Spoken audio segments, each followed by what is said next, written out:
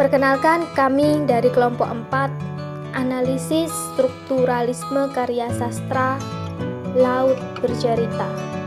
Beranggotakan Nadita Agassi Salim, NIM 103, Naimatul Uyun, NIM 111, Ainur Rohimah, NIM 119, dan Lenora Nabila Danis, NIM 130.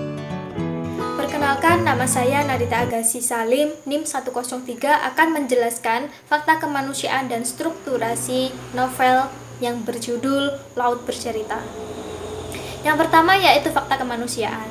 Fakta kemanusiaan Laut Bercerita ini mengungkap peristiwa Orde Baru 98, di mana para aktivis mahasiswa banyak yang hilang dan tidak bisa ditemukan sampai sekarang. Pada novel ini, fakta kemanusiaan yang terjadi pada Orde Baru yaitu di bawah kepemimpinan Presiden Soeharto dan kepemimpinan militer Prabowo Subianto. Fakta kemanusiaan ini dalam sejarah perkembangan politik bangsa Indonesia dengan peran penting para mahasiswa merubah berbagai elemen dan tatanan politik pada saat itu. Gerakan mahasiswa selalu terlibat dalam peristiwa-peristiwa penting. Peristiwa Reformasi 1998 berhasil membuat Presiden Soeharto yang sudah menjabat selama 32 tahun turun dari jabatannya, tepat pada tanggal 21 Mei 1998. Fakta kemanusiaan banyak merupakan di balik peristiwa Reformasi 98 ini. Diungkap oleh banyak penulis untuk mengungkap peristiwa ini. Fakta ini erat kaitannya dengan pelanggaran HAM, krisis moneter, pemerintah yang otoriter, dan masih banyak lagi fakta yang sampai saat ini masih menjadi persoalan politik. Ketika membahas peristiwa Reformasi 98, maka ada salah satu kejadian yang tidak bisa terlupakan sampai saat ini, yaitu hilangnya 13 aktivis mahasiswa dan tidak juga kembali sampai sekarang. Pada saat itu, puncak dari reformasi besar-besaran yang salah satunya adalah reformasi politik dan diikuti oleh kemunculan 48 partai politik. Fakta yang pertama yaitu penghilangan paksa 13 aktivis pada tahun 1998 yang diceritakan pada novel Laut Bercerita. Dan dimuat di Kompas tahun 2011 yang berjudul 13 tahun mencari 13 orang hilang. Pada tahun 2011 adalah peringatan 13 tahun setelah Reformasi 1998. Dan di tokoh-tokoh Laut Bercerita ini, Laila mempresentasikan salah satu tokoh Gala Pranaya atau sang penyair yang berupa sastrawan, penulis. Laila tidak menyebutkan siapa sebenarnya sosok yang diangkatnya sebagai tokoh di Laut Bercerita. Tetapi jika dilihat pada daftar aktivis yang hilang, memang ada banyak sastrawan, penulis, wartawan yang dihilangkan secara paksa, entah itu dikembalikan atau sampai sekarang tidak ditemukan. Artikel yang terbit, bahkan kasus ini tidak akan pernah selesai. Setelah 1 orang terbunuh, 11 disiksa, 12 orang dianiaya, 23 orang dihilangkan secara paksa, dan 13 orang sampai sekarang tidak diketahui nasibnya. Jumlah korban yang masih dicari 13 orang ini merupakan Petrus Bima Anugrah, Herman Hendrawan, Suyat, Wiji Tukul, Yani Afri, Sony, dan Dedi Mahamdun. Novel Al-Katiri, Ismail, Ucok Siahan, Hendra Hambali, Yadin Muhyiddin, dan Abdun Nasir. Fakta kemanusiaan yang kedua yaitu tindakan represi yang dilakukan tentara kepada aktivis. Fakta tersebut terdapat di artikel majalah Tempo edisi Soeharto yang berjudul Di Kuil Penyiksaan Orde Baru. Di dalam artikel yang diterbitkan oleh Tempo, kesaksian dari salah satu aktivis Universitas Indonesia bernama Nezar Patria menemukan titik terang. Siapa yang sudah menghilangkan secara paksa teman-teman seperjuangannya itu? Kejadian ini diawali pada malam hari di mana Nezar dan Aan yang merupakan mahasiswa Universitas Diponegoro Semarang berada di rumahnya dengan Bima yang masih di dalam perjalanan. Lalu ada tamu yang tidak diundang mengetok pintu di rumah mereka, dan ternyata sosok yang kekar masuk ke dalam rumahnya. Sosok yang kekar ini tiba-tiba menghimpit Aan dan Nezar. Ada 4 orang saat itu, dan wajahnya tertutupi oleh kain wol. Lalu mereka dipaksa untuk memasuki mobil kijang yang sudah mereka sediakan. Lalu kedua mata Aan dan Nezar ditutupi oleh kain hitam. Perjalanan berlangsung beberapa jam, lalu tibalah di sebuah gedung yang entah di mana, dan Nezar didudukan di kursi, lalu mendapatkan banyak pukulan yang mengenai perut Nezar. Setelah itu disusul oleh tendangan bertubi-tubi hingga kursi yang didudukinya patah. Bibir Nezar terasa hangat dan asin, darahnya mengucur. Setelah itu Nezar dibaringkan ke velvet, tangan kiri diborgol dan kaki diikat kabel. Mereka bertanya, di mana Andi Arief, ketua umum SMID? Karena tak puas dengan jawabannya, alat strum sudah bereaksi. Dengan garang, listrik pun merontakkan tulang dan sendi Nezar. Dan pernyataan ini berkorelasi dengan novel Laut Bercerita, yaitu di kutipan, "Aku tak bisa menggerakkan leherku, penglihatanku gelap." Lalu kutipan selanjutnya yaitu, "Laut dibawa ke atas dan mengalami siksaan luar biasa. Dia diperintahkan untuk berbaring, ditelanjangi di atas balok es berjam-jam." Lalu kutipan selanjutnya yaitu, "Hanya beberapa pekan setelah kegiatan itu, kami ditahan. Sekitar 7 orang, satu persatu diinterogasi dan ditempeleng, disiram air dan ditelanjangi." Fakta kemanusiaan yang ketiga yaitu peristiwa tanam jagung di Belangguan. Aktivis mahasiswa yang berani menanam jagung di ladang Belangguan untuk menunjukkan aksi protes kepada pemerintah, dan termuat di dalam artikel Historia, yaitu petani di desa Belangguan, Situbondo, Jawa Timur, tak berdaya ketika ladang jagung mereka sekarang beralih fungsi menjadi area latihan tempur tentara. Asa mulai meronta ketika puluhan mahasiswa datang ke kampung mereka. Dan rencananya aksi tanam jagung dilakukan pagi hari tanggal 23 Januari 1993. Fakta kemanusiaan yang keempat yaitu peristiwa Terminal Bunga Rasih, yang termuat di dalam redaksi Historia yang berjudul Peristiwa Belangguan 1993, di mana aktivis mahasiswa dicegat oleh tentara Orde Baru di Terminal Bunga Rasih, yang berkorelasi dengan novel Laut Bercerita ketika Biru, Kinan, dan teman-temannya setelah selesai aksi di Situbondo ditangkap oleh tentara Orde Baru pada masa itu. Lalu fakta yang kelima yaitu keadaan keluarga korban penghilangan paksa masih mencari titik terang hingga sekarang, dan bisa dilihat dengan artikel yang berjudul 13 tahun mencari 13 orang hilang yang ditulis oleh Heru Margianto. IKOI sendiri terbentuk sepanjang 13 tahun masa pencarian korban. Adalah Mendiang Munir, pendiri Komisi untuk Orang Hilang dan Korban Tindak Kekerasan, yang menggagas pertalian keluarga ini.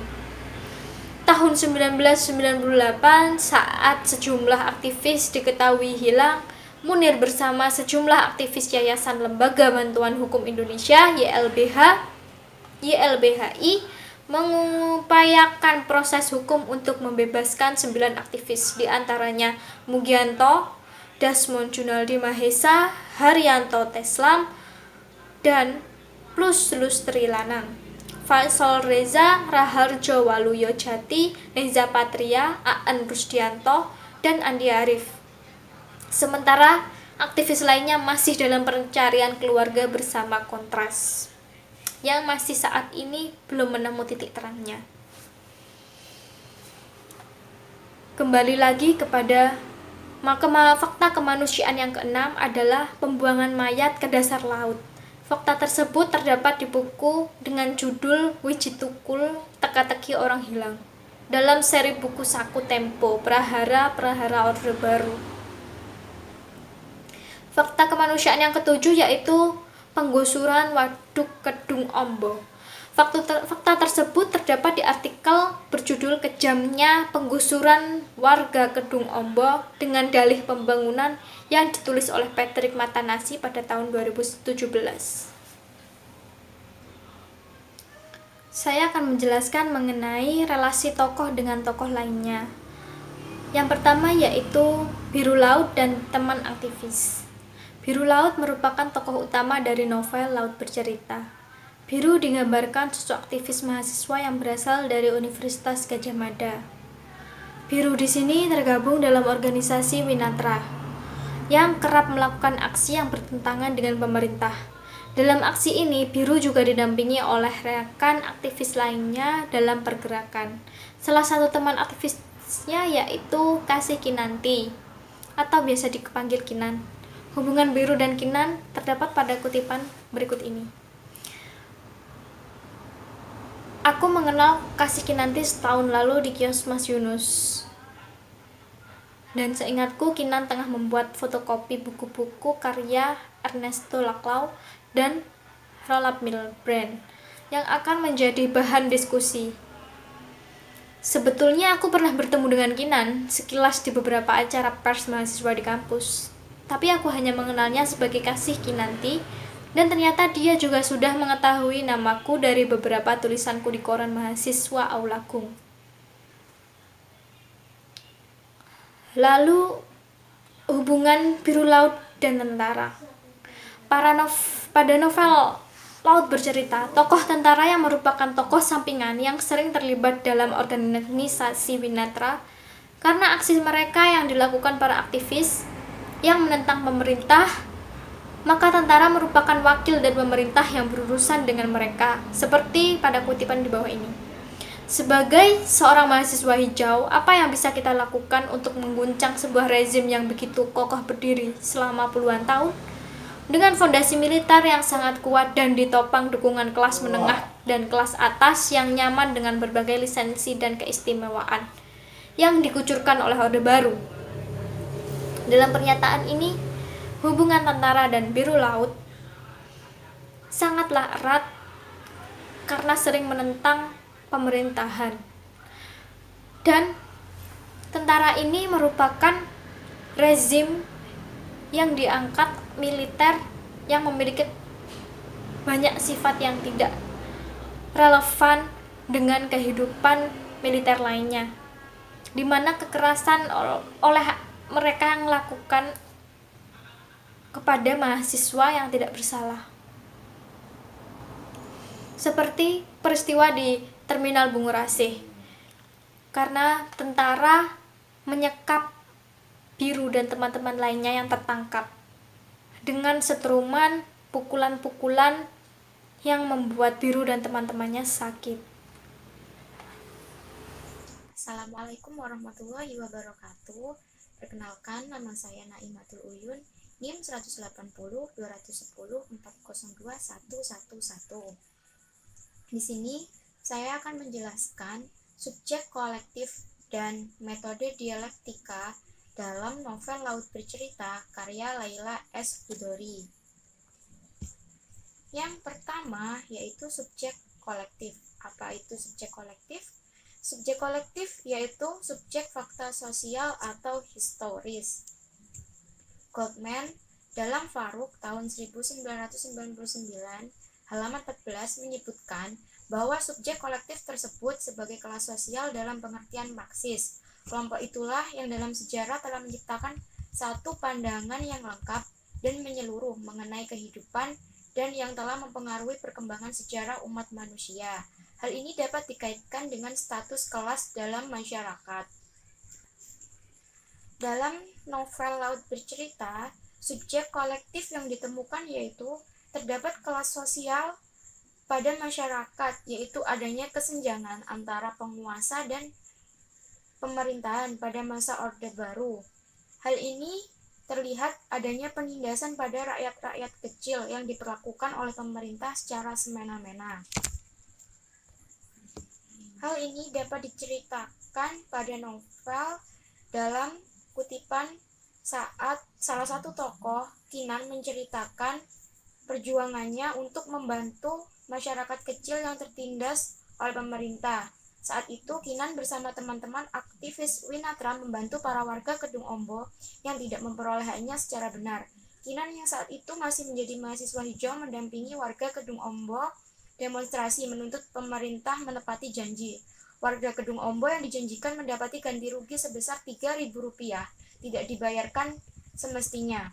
Kinan dan teman-teman aktivis melakukan demonstrasi menuntut hak mereka dibayar dengan semestinya. Kinan menceritakan kisahnya saat menjadi mahasiswa hijau kepada Laut untuk membuktikan bahwa biarpun masih mahasiswa hijau, Kinan sudah melakukan sesuatu untuk Indonesia. Dari cerita tersebut sangat menunjukkan betapa berkuasanya petinggi-petinggi negara sehingga rakyat hanya bisa diam pasrah menerima ketidakadilan yang terjadi. Selanjutnya yaitu metode dialektika dalam novel Laut Bercerita karya Leila S. Hudairi. Dari segi titik awal dan titik akhirnya, metode dialektik sama dengan metode positivistik. Keduanya sama-sama bermula dan berakhir pada teks sastra. Hanya saja, kalau metode positivistik tidak mempertimbangkan persoalan koherensi struktural, metode dialektika memperhitungkannya. Prinsip dasar dialektik yang membuatnya berhubungan dengan masalah koherensi di atas adalah pengetahuannya mengenai fakta-fakta kemanusiaan yang akan tetap abstrak apabila tidak dibuat konkret dengan mengintegrasikannya ke dalam keseluruhan. Sehubungan dengan itu, metode dialektik mengembangkan dua pasangan konsep, yaitu keseluruhan bagian dan pemahaman penjelasan. Dalam novel Laut Bercerita, karya Leila S. Hudairi menunjukkan bahwa tokoh utama yaitu biru laut merupakan seorang mahasiswa dan juga aktivis yang peduli dengan keadaan di sekitarnya. Dalam konsep pemahaman penjelasan, Leila S. Hudairi sebagai pengarang dapat mengetahui permasalahan yang dialami oleh tokoh utama yaitu biru laut. Leila menunjukkan bahwa tokoh biru laut merupakan sosok mahasiswa yang tangguh. Dia adalah seorang mahasiswa sastra Inggris di Universitas Gadjah Mada. Biru laut juga seorang aktivis Winatra, sebagai seorang aktivis yang tangguh yang tanggap terhadap masalah-masalah yang terjadi pada rakyat. Selain itu, biru laut juga sosok yang mudah bergaul dan bertukar informasi dengan orang-orang di sekitarnya. Selain itu, laut juga sosok yang mudah bergaul dan bertukar informasi dengan orang-orang di sekitarnya. Hal ini dapat dibuktikan ketika biru laut pertama kali bertemu dengan Kasih Kinanti, senior biru di Winatra. Pertemuan mereka terjadi sebelum biru laut bergabung dengan organisasi Winatra. Dalam perjalanan menjadi aktivis di Winatra, banyak hal yang terjadi yang telah dilalui oleh Laut.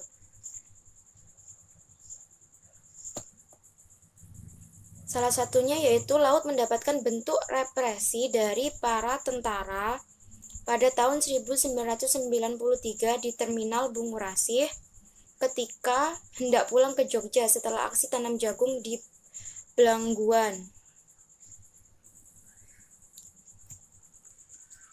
Laut dibawa ke salah satu markas tentara untuk diinterogasi.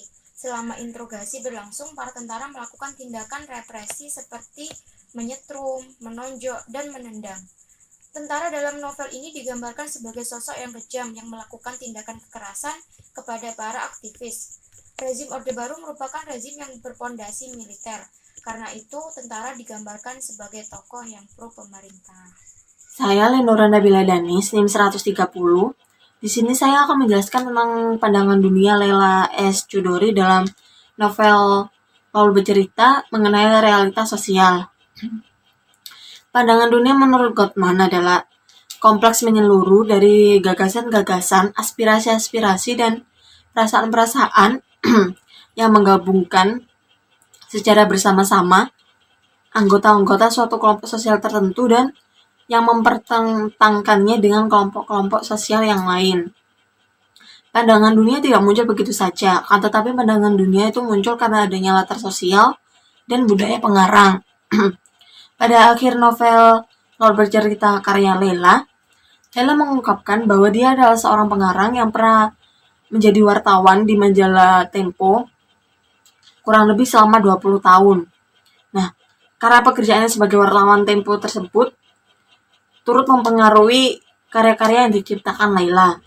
Terlihat dalam kedua novel Leila yang mengangkat isu-isu politik di Indonesia yang ditulis dengan jujur. Laul Bercerita merupakan novel kedua Leila yang diciptakan setelah mewawancarai salah satu korban penculikan yaitu Nazar Patria. Novel ini berkisah tentang pertentangan pemerintah dan para aktivis mahasiswa. Melalui novel ini, Leila memiliki keprihatinan terhadap realitas sosial, khususnya dengan realitas sosial yang terjadi kepada aktivis pada masa Orde Baru.